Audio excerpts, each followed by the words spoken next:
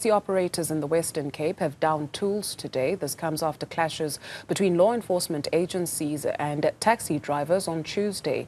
15 vehicles were impounded in the CBD, and taxi operators want a review of the new amended traffic bylaws. They say over 900 minibus taxis are impounded monthly for flouting regulations. Nasiphi is tracking developments for us, and Nasiphi, you're standing by to speak to the chairperson of SANTACO. Good afternoon.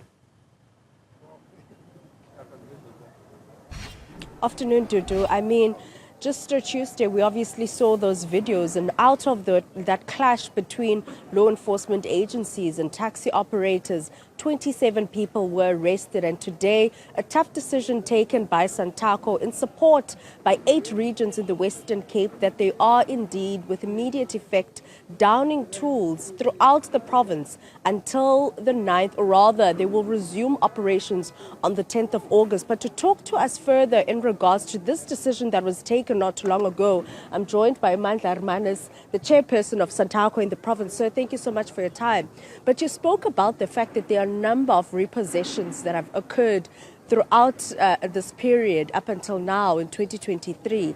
Was this a tough decision that you took in regards to staying away and not operating for 7 days?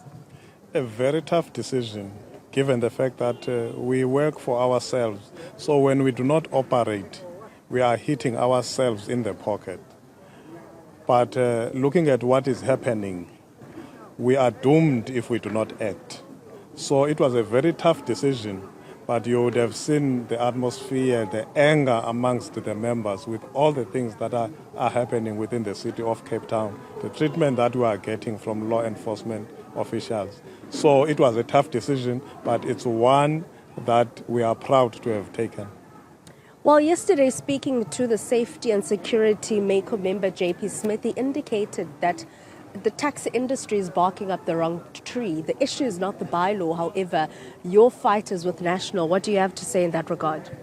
I think that would have been a diversion. The bylaws were promulgated by the city, not by national government.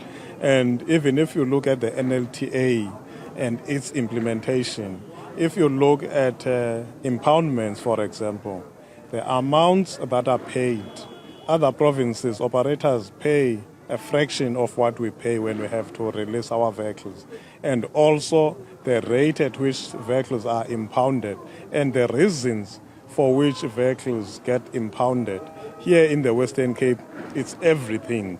But if you go elsewhere, there are particular times when municipalities decide that in this instance we are going to impound vehicles, especially when there is violence, taxi violence, route invasions. That's when they implement the impoundments in terms of the NLTA. But here, just by being on the road, you risk being impounded. Even if your taxi is licensed, you've got a driver who's got a PDP, your taxi's got an operating license, it's roadworthy, you have done everything that you are supposed to do as an operator to ensure that you provide a safe public transport.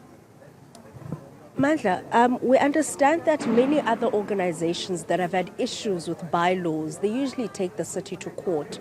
Are there any plans from SANTACO or the taxi industry in doing so?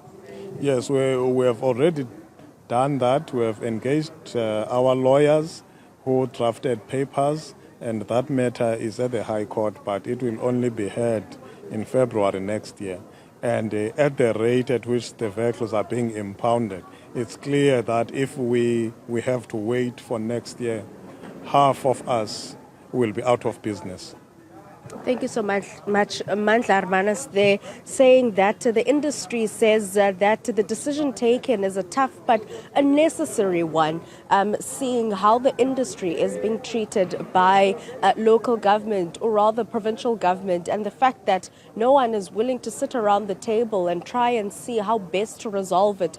They've taken a decision in regards to the taxi industry downing tools as of this afternoon throughout the province. So it will indeed be causing chaos for those that are currently at work or at school, making their way back to their respective homes in the different areas that they live in the province. However, we do also understand that Yesterday, the 27 drivers that were arrested on Tuesday afternoon by police or law enforcement agencies were released, some of them released on bail.